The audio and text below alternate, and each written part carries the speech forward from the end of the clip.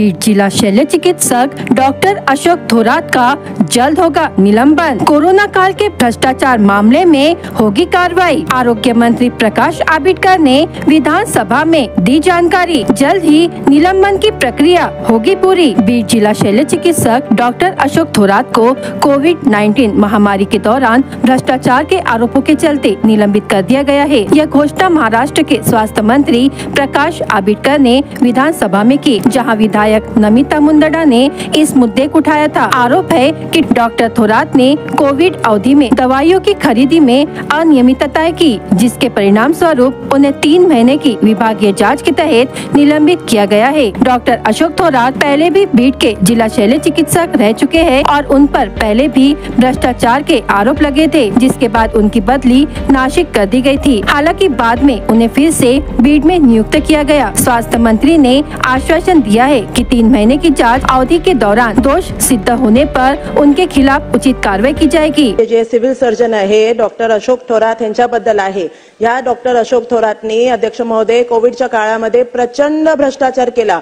कोटी रुपयांचा भ्रष्टाचार या बीड जिल्ह्यामध्ये केला। भ्रष्टाचार झाल्यानंतर त्यांची चौकशी झाली। चौकशीसाठी तिकडे अहवाल आहे। मंत्री महोदयांच्या उत्तरामध्ये सुद्धा लिहिलेलं आहे की जी चौकशी झाली त्याच्यामध्ये ते दोषी सापडले होते। दोषी सापडल्यानंतर सुद्धा अध्यक्ष महोदय त्यांची बदली कुठेतरी मुंबईला नाशिकला करण्यात आली मोठ्या जागी। तिकडेही त्यांनी काय केलं आय डोंट नो, पण ते परत आता 2-3 महिन्याआधी परत जिकडे भ्रष्टाचार घडला बीड जिल्ह्यामध्ये परत त्यांची बदली बीड जिल्ह्यामध्ये सिव्हिल सर्जन मधून झाली। आता अध्यक्ष महोदय हे बरोबर आहे का? म्हणजे जिकडे एवढा प्रचंड भ्रष्टाचार त्यांनी केला त्यांना परत इकडे कसं आणलं गेलं? तर अध्यक्ष महोदय मला मंत्री महोदयांना 2-3 स्पेसिफिक प्रश्न आहेत। एक आहे जी चौकशी झाली ती चौकशी सखोलपणे तुम्ही कंप्लीट करणार आहात का? कंप्लीट झालं त्याचं टाइम फ्रेम काय असणार आणि ह्या व्यक्तीवरती तुम्ही गुन्हा दाखल करणार का? हा पहिला प्रश्न आहे। दुसरा प्रश्न आहे अध्यक्ष महोदय की आपण हे जे पूर्ण ह्या मनुष्याने सगळा खराबपणा म्हणजे आपल्या या बीड जिल्ह्यामध्ये केला आहे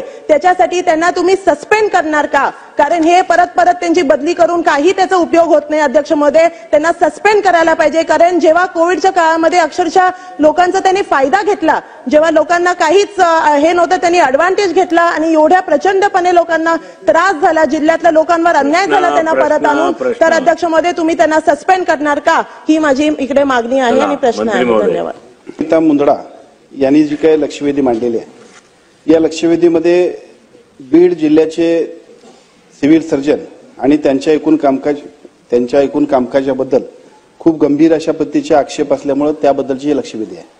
या लक्षवेधीच्या अनुषंगाने उत्तरामध्ये ज्या काय एकूण सगळे आम्ही मुद्दे घेतलेले आहेत त्या प्रत्येक मुद्द्यांमध्ये निश्चितपणाने याच्यातले सगळे दोष दिसत आहेत आणि हे दोष दिसत असल्यामुळे म्हणजे अगदी बीड यांनी सिव्हिल सर्जन बीड यांनी 84.74 कोटी रुपयाचा निधी वितरित झाला, त्याच्यानंतर 71.65 कोटी इतकीच रक्कम खर्च झाली।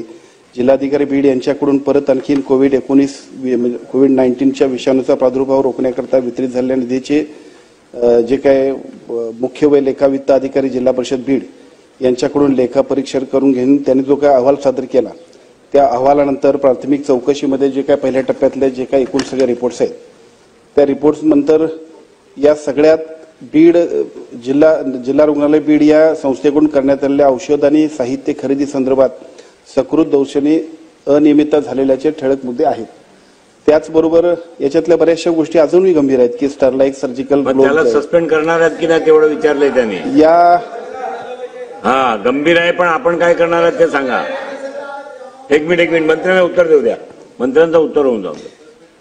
या सगळ्या विषयाला लक्षात घेतल्यानंतर निश्चितपणाने हे जे सिव्हिल सर्जन जे बीड आहेत त्यांना आपण सस्पेंड करतोय आणि सस्पेंड करून 3 महिन्यांच्या कालावधीमध्ये जे काय एकूण सगळा विभागीय चौकशीसाठी सुद्धा खूप उशीर झालाय तो सुद्धा 3 महिन्यांच्या कालावधीमध्ये पूर्ण करून ह्याच्यातले जे दोषी असतील त्यांच्यावरती कारवाई गुन्हे आवश्यक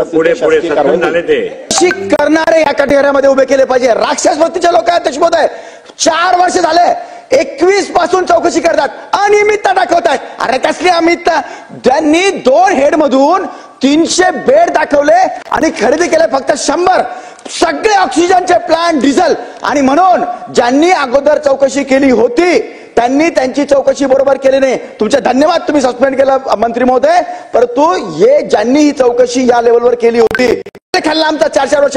4 वर्षामध्ये यांनी अजून करप्शन केलंय. म्हणून ज्यांनी चौकशी अगोदर केली त्यांची सुद्धा तुम्ही व्यवस्थित, आपल्याकडे नियम आहे, ती चौकशी लावणार का? सन्माननीय प्रशांत बंब साहेबांनी जो काय आता प्रश्न मांडलाय हा मुद्दा बरोबर आहे की एका बाजूला जे चुकीचे लोक असतील त्यांच्यावरती कारवाई केली पाहिजे, पण त्याचबरोबर त्याला जर दिरंगाई झाली असेल, मी आताच आपल्या उत्तरामध्ये जे सांगितलंय की एका बाजूला आजच सस्पेन्शन त्यांचं होईल, सस्पेन्शनच्या बरोबरीनं दुसरा पार्ट असतो 3 महिन्याच्या आत त्या सगळ्याबद्दलचे काही जे दोषी असतील त्यांच्यावरती कारवाई होईल. आणि आपण जी सूचना मांडली म्हणजे अशा पद्धतीने एखादी चूक झाली असेल तर सातत्यानं त्याला जर का पाठीशी कोण राखत असेल तर त्याच्याबद्दल सुद्धा योग्य ती चौकशी समिती नेमून कारवाई